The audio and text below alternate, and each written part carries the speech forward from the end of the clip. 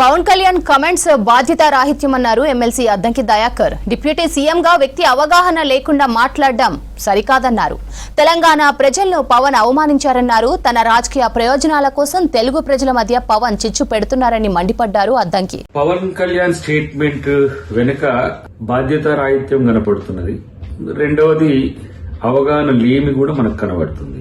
ఎందుకంటే ఆంధ్రప్రదేశ్ వెనుకబాటుతనాన్ని ఆంధ్రప్రదేశ్ చూసి దిష్టి తగిలే విధంగా తెలంగాణ వాదులు కోరుకోరు, తెలంగాణ ప్రాంతం కూడా కోరుకోరు. ఎందుకంటే రాష్ట్రాలుగా విడిపోయినప్పటికి కూడా తెలుగు ప్రజలంతా కూడా కలిసిమెలిసి ఉన్న పరిస్థితి తనకు తెలియకపోవడం అనేది విచారకరం.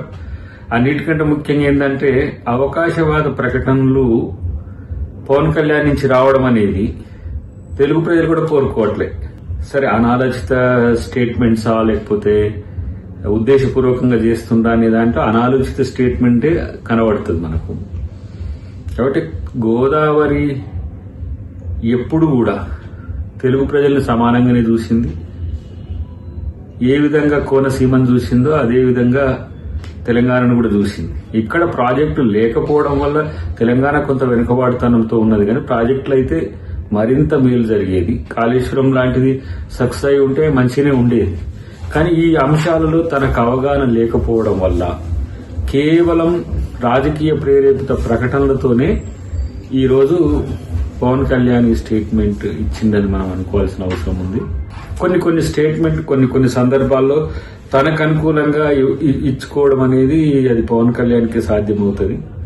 కానీ ఆంధ్ర తెలంగాణ ప్రజల మధ్యన చిచ్చు పెట్టే విధంగా భారతదేశంలో ఏ నాయకుడు స్టేట్మెంట్ ఇచ్చినా ఈ తరహా వ్యతిరేకత వస్తుందనేది ఊహించి ఉండకపోవచ్చు. కానీ ఏదో ఫ్లోలో తనున్న నియోజకవర్గంలో మాట్లాడేటప్పుడు మాట్లాడుతున్నది ఒక డిప్యూటీ సీఎం హోదాలో మాట్లాడుతున్నాం అనేది కనుక గుర్తుండి ఉంటే ఇలాంటి ఒక నెగ్లిజెంట్ స్టేట్మెంట్ వచ్చేది కాదు. ఇది తెలుగు ప్రజలు ఎవరు కోరుకోరు, తెలంగాణ ప్రజలు కూడా ఎవరు కోరుకోరు. కాబట్టి ఏదేమైనప్పటికీ కూడా కొంత మెచ్యూరిటీ లెవెల్స్ మరింత పెంచుకుంటే ఇంకా బాగుంటుంది.